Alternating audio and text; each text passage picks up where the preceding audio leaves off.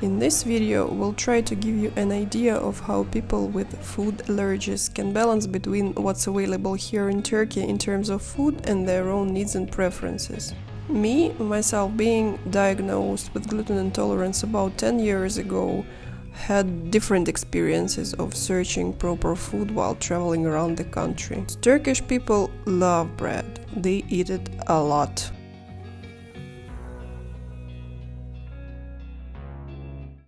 Alright, today we got potato and chicken stew, chorba, lentil soup, also same potato and chicken.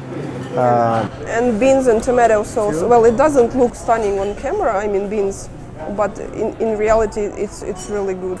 And also 2 ayrans and some... Yeah, it doesn't matter.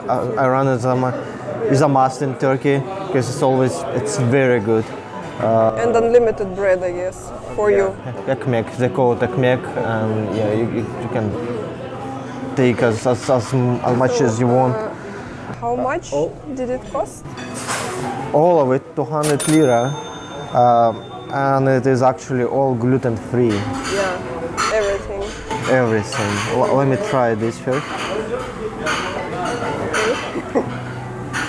Well, it's simple.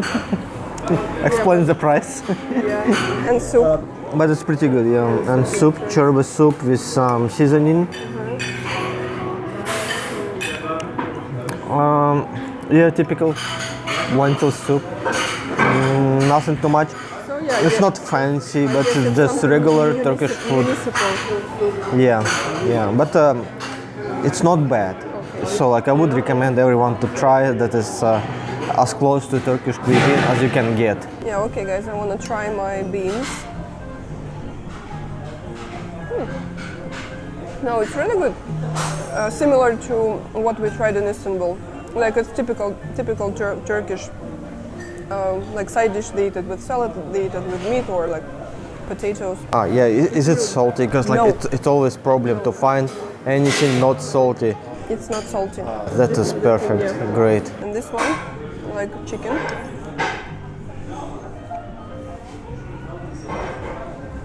Well, it's not the top-notch restaurant quality, but for a regular municipal place, no, it's really good. Yeah, but I guess if you're looking for authentic Turkish food experience... No, it's not here. If you're looking for authentic Turkish food experience, it's better to go to Istanbul, I guess. Yeah, but this one is not bad. I don't... No, it's pretty similar to what locals eat at home. Yeah, just normal Turkish food. No, it's good. No, I think it's good and the price is good.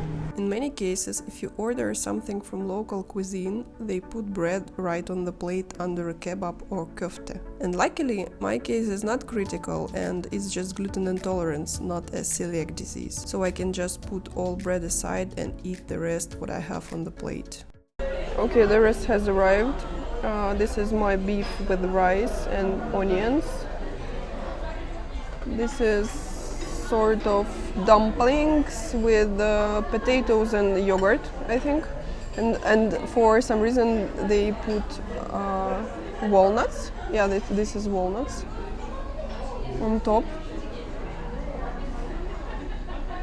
And this one is like a daily soup. Not sure what's that, but it looks like a tomato soup. Yeah, I think it's a tomato soup, but with some... like pasta? I think it's pasta. Yeah. A tomato soup is pasta. Okay. It's a piece of baked pumpkin with walnuts, mashed walnuts on top. Yes, and they use some sweet sauce. It's honey or maybe just sugar syrup. I'm not sure, because sometimes they say it's honey, sometimes they say no, it's just sugar syrup, probably to make it cheaper. But when you have it just a piece of pumpkin with that sauce, it tastes really good. Wow.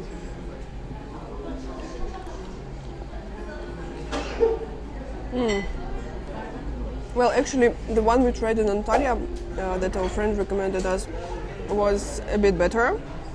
But this one is really good and it's not so sweet. In bigger cities like Istanbul or in the west, like Bodrum or Marmaris, in restaurants, staff usually knows about food allergens like gluten and they can easily tell you what to avoid in their menu. In smaller cities, it is a little bit more complicated and you have to carefully explain what products contain gluten, often with the help of Google Translate. I got myself a chicken wrap, chicken, onions. Chips and some sauce. It looks like a mix of mayonnaise and ketchup. I'm gonna try it a bit later. I need to wash my hands. Okay. What is even there? Chicken fillet with some sauce, veggies and fries. Something gluten-free, so yeah. But it's huge, wow. Right. In Istanbul and Ankara, there are more options of cuisines. Asian and Pakistani or Indian restaurants provide a good variety of gluten-free dishes for clients. Also, keep in mind that in many dishes, wheat flour is added to sauces or soups as a thickener. Or, for example, they add bulgur, which is also wheat, to köftes, aka Turkish meatballs. In some cases, they serve cooked bulgur with your kebab instead of rice, just because they ran out of rice. So, you always have to stay vigilant in terms of ingredients. One of my personal favorites from Turkish cuisine is a cold soup called Piyaz. Well, it's technically not cold, just room temperature, but has a really unusual mix of ingredients and whimsical flavors for acquired taste. We've ordered zucchini pasta for me because it's gluten-free, and this is lentil soup for Vit, yeah. Also gluten-free? Yeah, it's actually also gluten-free. Since it's a vegan cafe, the rest is just vegan, not gluten-free, so basically they have gluten-free pasta from zucchini and that lentil soup, which is typical soup for whole turkey. Is it good? It's pretty good actually for turkey. Yeah. And what I like about this particular one, they didn't put much salt in it. Oh. It's a problem in whole turkey. They put so much salt in everything, and this one is good. You can taste the flavor of lentil, so it's good. And they have just some seasoning and lentil. So now it's my turn. So this is zucchini pasta with mushrooms. I think it's champignons and some tomato sauce on top, and the white thing. Yeah, we'll see what's that.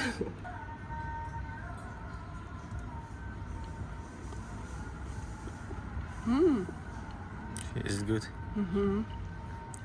Looking Wow. super vegan. No, seriously, but it's so tender and it's really juicy, like all juices from mushrooms, I guess, and from zucchinis. So they are mixed with it. So that's also something creamy. Yeah, some cream base, but it has some notes of spices. I'm not sure which ones, but everything is balanced so well.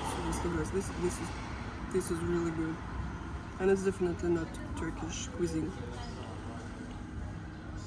This one is tomato sauce. With plenty of bakeries around Turkey and all the abundance of goods they have, it is really hard to find a gluten-free dessert. But if you are a fan of Turkish delight or candies that are made out of dates, then you are lucky. In supermarkets, all allergens are listed on product packaging, which makes it a lot easier to figure out. But sometimes ingredients can be changed. For example, we were buying same potato chips that were gluten-free, and one day we figured out that they changed the recipe and started adding wheat flour. So always check what you buy. In every supermarket they have a gluten-free section, and also sometimes it has vegan. So for example, here you can find gluten-free muesli, gluten-free oatmeal, but for some reason they put it on the other shelf. Actually, I tried these things and they are really good. So if you can find them anywhere, like, these are really good. Some sort of probiotic mix. Oh yeah, peanut, Brazil nut, almond and cranberry. So I suppose this should be good.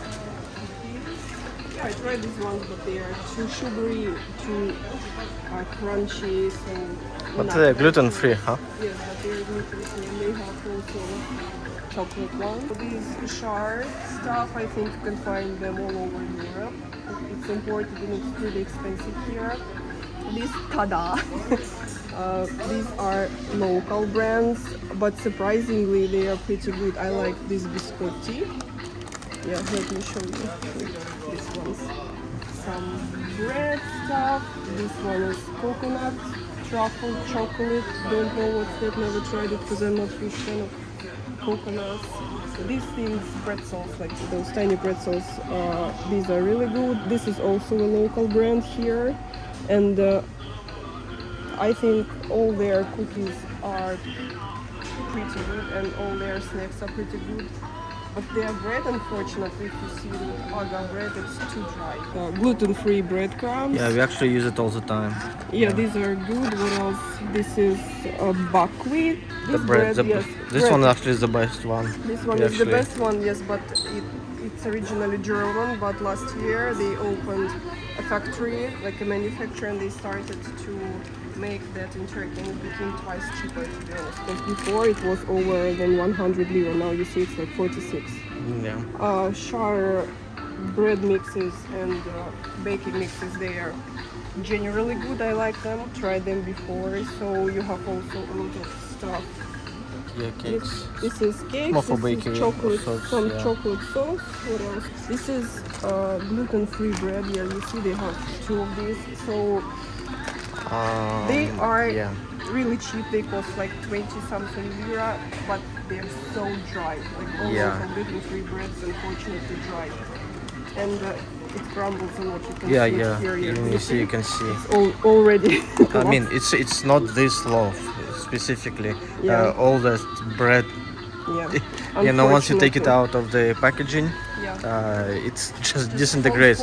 Yeah, because it's too dry. Pasta. I think it's all imported because this one is Italian. We never taken that one, but we took on the left one. We tried that one. We tried this. We tried one. it, but like you know, we like the best this one. Yes. Yeah, thank you. This one Barilla, but I think Barilla is European bread, so yeah, this one is the best. Char is good, Barilla is good.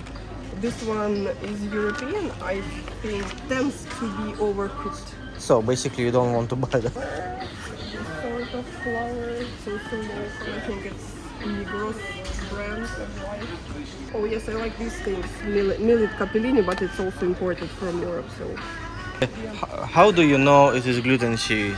There is, you know, section, just in Turkish it's gluten-free. This section devoted to a little bit different problem. Okay. Here contains no sugar.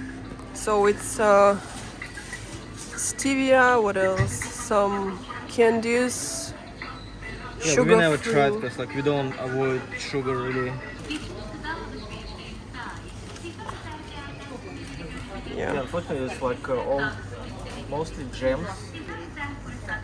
Guys, I want to show you one thing. If you are in Turkey and you are gluten intolerant, they have FS GlutenEase, which is gluten-free, and they sell it in pretty much every supermarket here. In case of emergency, aka when I'm not completely sure about the ingredients of available food options, I always carry with me this thing. Found it a couple of years ago on iHerb and tested many times. And for me it really works. I take a pill right before the meal and it does wonders. But I don't do that often, only when traveling and there are no other food options. I'll leave a link in the description and you can carefully read what this is and reviews from other people. But please consult your doctor first to be sure it is safe for you to use it. Today we want to show you a local traditional drink which is called Shalgam. One is spicy. One is spicy, yes, and one is not. It's sugar-free, both of them. Fermented, spicy, black carrot juice. That's what they call it. But color is actually red. And locals told us that you have to drink it with kebabs. We got lots of bread. Just a pile of bread.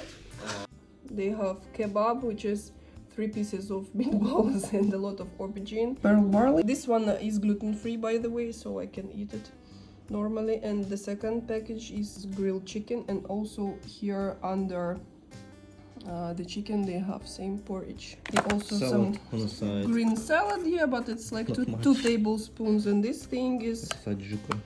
it's a juka, which is tomatoes with spices. It's spicy hot and some greens. This is ayran and shalgam. Yeah, as they say, this and this. Makes a perfect Yeah. combo. Cheers. Cheers. You know, it smells like vinegar, seriously.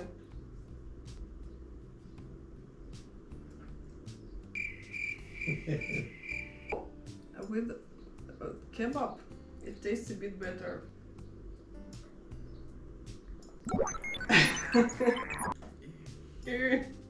Spicy, that's sure. That's for Let sure. me try this one.